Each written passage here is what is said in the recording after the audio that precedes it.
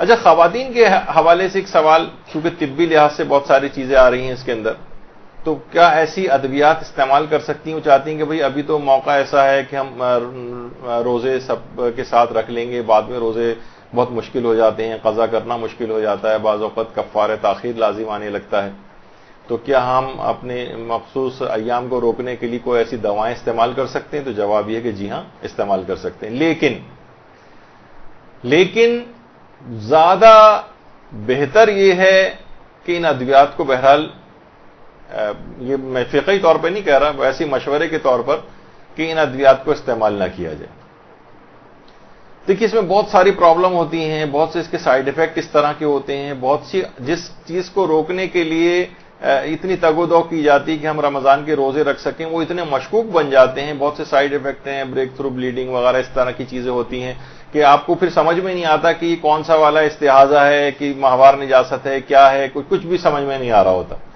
اور بہت ساری خواتین جو بیچاری جو حج پہ جاتی ہیں، عمرے پہ جاتی ہیں، وہاں ان ادویات کو استعمال کرتی ہیں، تو اکثر بہت زیادہ کمپلیکیشن اور چیزیں، اور ان کے لیے اتنا مشکل مسئلہ بن جاتا ہے وہاں پر اس کی شناخت کرنا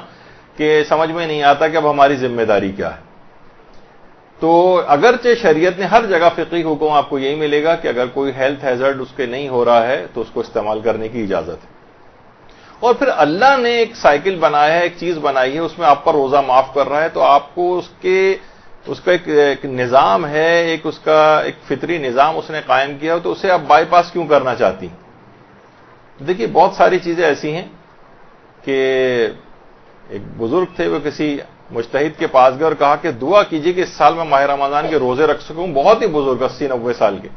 تو مجتہد نے کہا کہ میں ہرگز بھی تمہارے لیے دعا نہیں کروں گا، یہ اللہ نے تمہیں اس عمر تک پہنچایا ہے، پھر تم پر جو ہے روزے کو ساقط کیا ہے، اتنا زیادہ بڑھاپا، خود بیماری سے ہٹ کر بھی خود بڑھاپا، بہت زیادہ جو بڑھاپا ہوتا ہے جس میں مریض جو ہے روزہ نہیں رکھ پاتا ہے، جو بوڑھا ہے وہ روزہ نہیں رکھ پاتا ہے، اس پر سے ساقط کیا ہے۔ تو اللہ نے تمہارے لیے تمہیں اس حال تک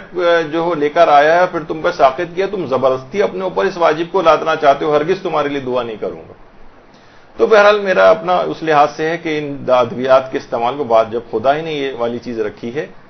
تو اتنا زیادہ انسان کو غیر ضروری طور پر متقی نہیں بننے کی کوشش کرنی چاہیے کہ وہ اس طرح کے ادویات استعمال کرے۔ سننے میں آتا ہے کہ بہت سی دیندار خواتین، متقی پرہیزگار خواتین اس طرح سے کہ ہمارے روزے سارے مکمل ہو جائیں، لیکن ان کے کچھ نہ کچھ ہیلتھ ہیزرڈز بھی ہوتے ہیں اور اتنا مناسب نہیں ہے، جن کے ساتھ کمپلیکیشن ہوتی ہیں، پھر تو پورے رمضان کے روزے ان کے اس طرح سے مشکوک ہو جاتے ہیں، سمجھ میں نہیں آتا کہ اسے کیا سمجھے۔ برحمتك يا أرحم الراحمين وصلى الله على محمد